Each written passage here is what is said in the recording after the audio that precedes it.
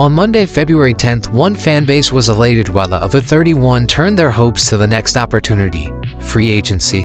Here are my 6 NFL free agent predictions for 2025.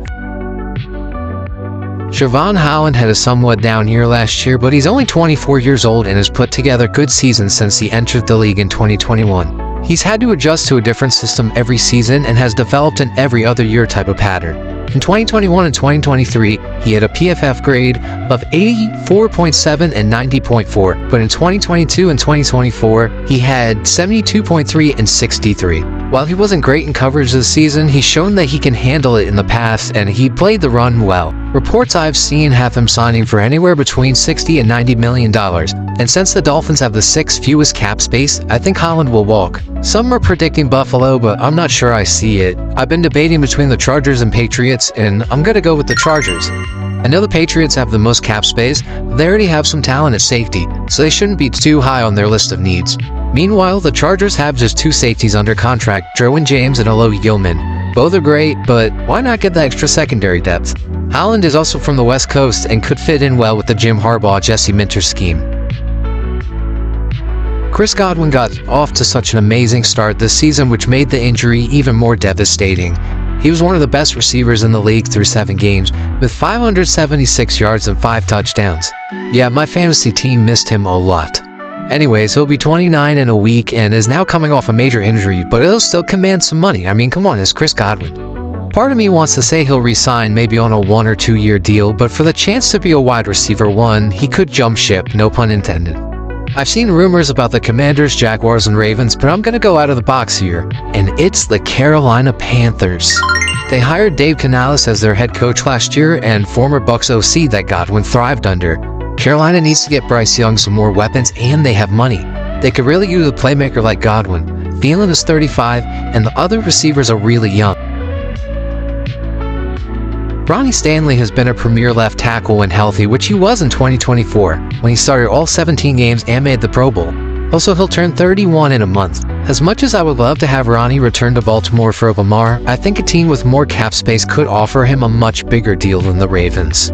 If he isn't franchise tagged, I could see the Patriots, Broncos, or Commanders making a good deal for him. However, overall, I think Baltimore finds a way to move some cap space around and will ultimately get him back. They already had a major offensive line overhaul last season. They lost 3 starters in Kevin Zeitler, Morgan Moses, and John Simpson. I just don't see them letting their Lamar blindside protector go.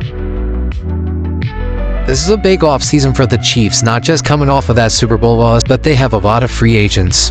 Bolton's entering free agency for the first time in his career, and in 16 games this season, he had 106 total tackles, 3 sacks, and a forced fumble. I can see the Chiefs moving on from Bolton, especially since they have so many other guys to try to keep, and Kansas City could easily be outbid. This is a tough one to predict, but I think the Cowboys could be the team that wins this one. Eric Kendricks was Dallas' middle linebacker last season, and although he had some good moments, the defense overall was bad. Kendricks is also a free agent this season, and the Cowboys should move on from him considering his age. Jerry Jones will be aggressive this offseason, and this would be a great way to upgrade with a younger guy who can anchor a defense. The next 2 guys I'm about to talk about are coming off amazing, even career-saving seasons. Zach Bond just had a storybook season and capped it off with intercepting Patrick Mahomes in the Super Bowl. In 16 games, Bond did a little bit of everything. 151 total tackles, 5 forced fumbles, 4 pass deflections, 3.5 sacks, and an interception. I feel like I just sang the 12 Days of Christmas. Anyways, that earned him first team All-Pro and was 5th in Defensive Player of the Year voting. Now he enters free agency as a 28-year-old and with the most hype he's had in his career. I think the Eagles find a way to keep him, which will be great for both sides, since Bond clearly thrives in this system. Also, Nakobe Dean tore his ACL and might not be ready to start the season, leaving a void in the middle linebacker space. If you told me a year ago I would include Sam Darnold in a top NFL free agents video, I probably would have called the police or whoever you call it get someone put in an insane asylum. But he's another guy who had his best season yet in a favorable system. Darnold had 4,319 passing yards, 35 touchdowns, 12 interceptions, a 66% completion rate, and led the Vikings to a 14-3 record. This put him 10th in MVP voting and 3rd in Comeback Player of the Year. But is this the result of a quarterback-friendly system in Minnesota, or has he really figured something out? We'll find out next year when he signed with a new team. It feels inevitable that he leaves Minnesota since it's JJ McCarthy time, and Darnold will want to sign a new contract somewhere he knows he'll start. Also, part of Darnold's appeal was that the Vikings were buying low. They signed him for $10 million, but now he's going to command triple, even quadruple that much. I think the contract will be around 3 years, $120 million. The Raiders have cap space, a bad quarterback situation, and the 6th pick in the draft. Even if they take a quarterback with that pick, they could still sign Darnold like the Falcons did with Kirk last year.